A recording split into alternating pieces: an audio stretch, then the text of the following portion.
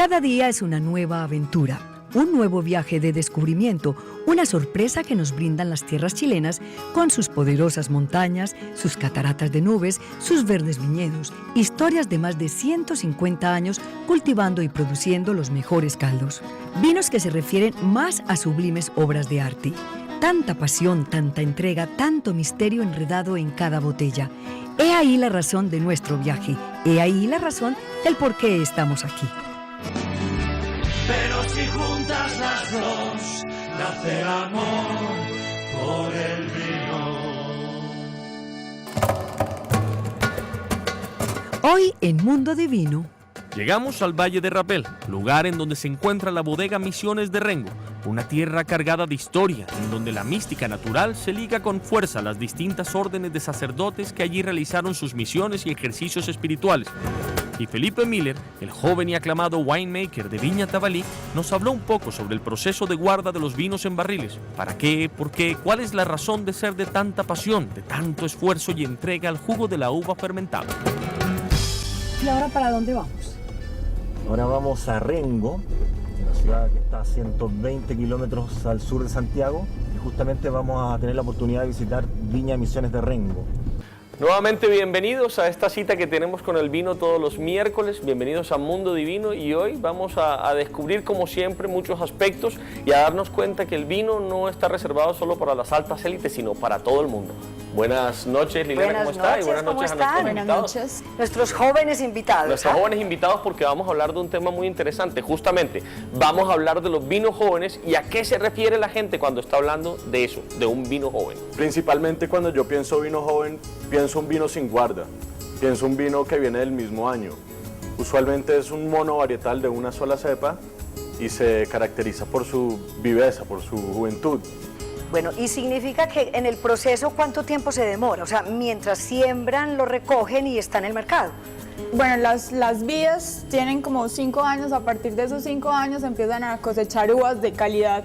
Entonces cosechan la primer vendimia, de ahí sale el vino joven y no pasa por madera prácticamente, sino las cubas de acero inoxidable se vendimia, se vinifica y sale al mercado. Y sale directamente al mercado. O sea que uno los debe comprar, digamos, muy frescos, del año cercano a donde está, sí, del año que lo está comprando. Dependiendo, si es un vino blanco, por ejemplo, un 2008, 2007 ya es mejor no comprarlo, pero 2008, 2009 y estamos a fines del 2010. Cuando estamos hablando entonces de vinos jóvenes y en ese proceso estamos hablando de unos vinos, por ende, de menor calidad o no necesariamente. No, la calidad no se la da ni el vino, ni la etiqueta, ni el precio, sino tu propio gusto. Si a ti te gusta el vino es bueno. Si no te gusta el vino no es bueno. Pero de todas maneras podemos decir que hay vinos que tienen, digamos, en su proceso más calidad, ¿o no? Claro que sí. Claro que sí, o sea, pero independiente que sean jóvenes o que sean vinos adultos, por decir algo. Sí, más maduros, por más decir maduros, algo. exactamente. ¿Cómo Sí. sabe uno que es un vino joven, en el mercado? Es decir, uno llega y se encuentra una botella y uno ve que algunos dicen reserva, gran reserva, crianza, no sé qué cosa, colección privada, cru. ¿Cómo sabe uno cuál es una botella? categorías. ¿Dice vino joven? No. No. Ah, por eso, entonces. Por el año. Ajá. Tú te das cuenta, si estamos en el 2010, el 2009 que salió, bueno, ese es un vino joven. Pero, por ejemplo, en España, que es la categoría crianza, gran reserva, joven, eso sí los dicen en la etiqueta y quiere decir que el crianza tuvo 1 año en barrica y 2 en botella y sale al mercado a los 3 años. Sí. El reserva tuvo otros 3 años, pero así blancos y tintos son diferentes tiempos en barrica y en botella para salir al mercado. Con los vinos del Nuevo Mundo, tú puedes identificar un vino de reserva, un vino tinto, cuando es reserva, tiene más colores, más opaco, brillante. Entonces es una diferencia. Pero digamos, ¿cómo se diferencia un vino rojo joven y uno blanco joven? Principalmente el color, al mirarlo, tú lo puedes ver. Y si un vino es vivo, puede ser joven. Si un vino, a medida que va pasando el tiempo, el vino va envejeciendo, Rojo sí. encendido es joven. Ya Un cuando granate ya es rojo más... rubí, un rojo rubí, un violeta bien intenso como los Malbec, es un vino muy joven y que los reflejos sean casi del mismo tono o más claros ¿Y en la eso copa. ¿Eso se detecta en la botella o tiene No, que no, estar no, servido tiene para que uno estar en una poderlo? copa copa inclinada a 45 grados sobre una superficie blanca. Muy bien, óigame, este tema está muy interesante. Ahí se da uno cuenta que el vino es para todo el mundo, que los jóvenes saben tanto como las personas. Es decir, es que el cuento es de apasionados. Vamos a hablar un poquito, a conocer un poquito de Chile, porque seguimos recorriendo todavía una serie de viñedos que estuvimos visitando y ahora volvemos a seguir hablando un poquito sobre el tema del vino joven con un par de conocedores jóvenes además. Jóvenes, claro.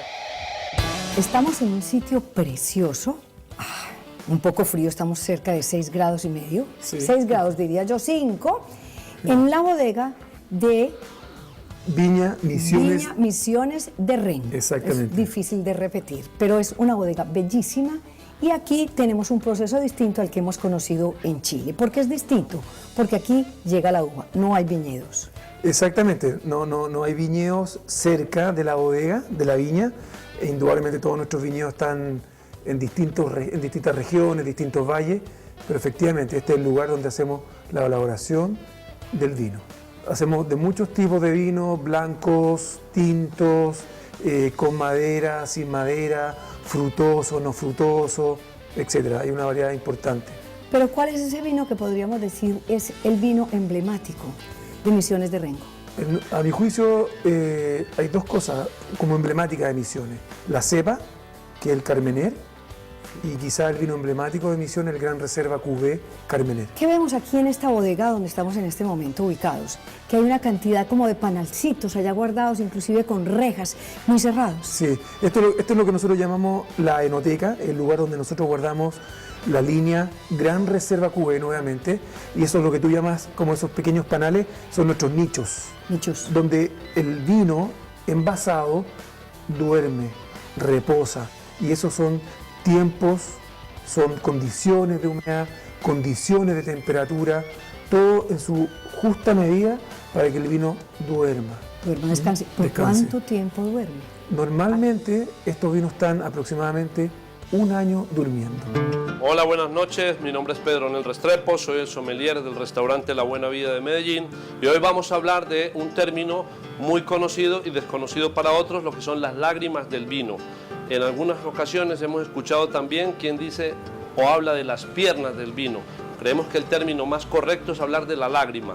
La lágrima se encuentra en el vino porque uno de los componentes que tiene el vino es la glicerina. Entonces, si hacemos este ejercicio, vemos cómo se desplaza la glicerina a través de la copa, baja muy suavemente. Si hacemos este ejercicio con agua, por ejemplo, al mover la copa, va a bajar rápidamente. Como es más pesado el alcohol que el agua, entonces es por eso que se produce ese desplazamiento de la lágrima. ¿Qué me indica la lágrima en el vino? Me puede indicar la juventud o el grado alcohólico que el vino puede tener. Entonces esta es una buena recomendación para cuando escuchemos el término lágrima, ya sepamos de qué estamos hablando. Aquí podemos observar cómo se desplaza.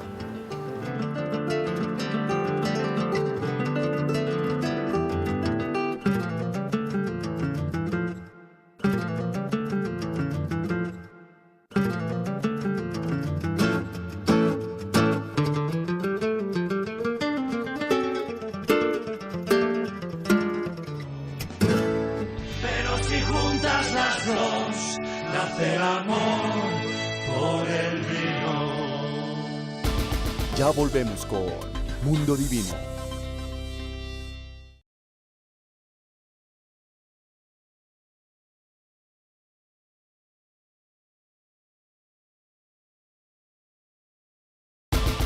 Continuamos con Mundo Divino. Pero si juntas las dos, nace el amor por el vino. Bueno, aquí vamos dirigiéndonos en este momento hacia Tabalí, o sea que estamos hablando hacia el Valle del Limarí, ¿cierto, Max? Exacto. ¿Por qué Tabalí tiene como filosofía producir, ya que tú estás en esa parte de mercadeo, Max, producir pequeñas cantidades pero con una muy alta calidad? Sí, yo creo que un poco el foco de la viña ha sido en el fondo tratar de ofrecer algo distinto de la típica oferta de Chile, que es Cabernet Sauvignon y Carmener. Tratar de ofrecer una calidad y un estilo totalmente diferente a lo que se ofrece en otros valles. Regresamos a Limarí, a contagiarnos con todo el encanto de estos valles, con los espíritus aún susurrantes de la ancestral cultura molle. Espíritus que danzan alegres en cada botella de esta bodega. Y estamos aquí para conocer más sobre aquellos vinos que bajo la autoría de su enólogo Felipe Miller nos muestran el inagotable potencial enológico de este lugar. Pero esta es una etapa que viene después de la fermentación alcohólica. Fundamentalmente, aquí en estas barricas de roble francés es donde nosotros guardamos nuestros mejores vinos. Nosotros trabajamos con las mejores tonelerías, que son las fábricas que fabrican estas barricas, fundamentalmente que nos certifican un origen de la madera de la más alta calidad. Ahora, los vinos va a depender mucho el tipo de vino, la calidad del vino, qué barrica vamos a usar y cuánto tiempo ese vino se va a envejecer en estas barricas. ¿Cómo sabe usted eso? ¿Cómo sabe usted cuánto tiempo va a dejar el vino? Lo que pasa es que uno va degustando y va de alguna manera proyectando las calidades que van teniendo los vinos una vez terminados de fermentar. Yo voy haciendo mis selecciones, voy haciendo mis cortes y voy un poco asignando, según las calidades, a qué tipo de barrica va. ¿Ya? Ahora, si yo tengo un vino y lo pongo en 5 barricas distintas, al final del proceso, ya sean 12 meses, 18 meses o 24 meses, yo voy a tener 5 vinos distintos. Claro. Va a ser la misma matriz, la misma materia prima, claro, pero cada madera, dependiendo del origen del bosque, dependiendo del tamaño del grano que tenga la madera, dependiendo del tostado que tenga, te va a dar ciertos matices y ciertas variaciones. ¿Ese sonido que estoy escuchando es algo con la atmósfera controlada del lugar? Sí. Lo que ocurre es que es muy importante en los lugares donde se guardan las barricas con vino, de que las temperaturas se mantengan dentro de un cierto rango. Por lo tanto, nosotros tenemos un aire acondicionado, por decirlo de alguna manera, que también una vez que detecta una temperatura mayor a los 14 grados, inmediatamente empieza a funcionar para bajar la temperatura. Y también tenemos una humedad controlada. Las mayores pérdidas que uno tiene por vino es cuando tú estás en un ambiente muy seco y tú tienes evaporación de vino, fundamentalmente por el tapón de la barrica. ¿Ya? Entonces, una de las maneras de contrarrestar esa pérdida, que no es menor cuando tú piensas cuánto cuesta cada botella de estos vinos, es mantener una humedad relativa alta. Generalmente la mantenemos cerca del 80% y con eso minimizamos al máximo las pérdidas por evaporación. ¿Los vinos jóvenes nunca llevan barrica? Mira, depende mucho de cada viña, del estilo de los vinos. Generalmente los vinos reserva, en los tintos sí llevan barrica, y en el caso de Tabalí nosotros generalmente guardamos esos vinos aproximadamente en promedio 12 meses. Claro. Los vinos de gama más alta, que son vinos más concentrados, vinos con más cuerpo, vinos que de alguna manera resisten mejor el aporte de la barrica, generalmente pueden estar 14, 18 hasta 20, 22 meses en barrica.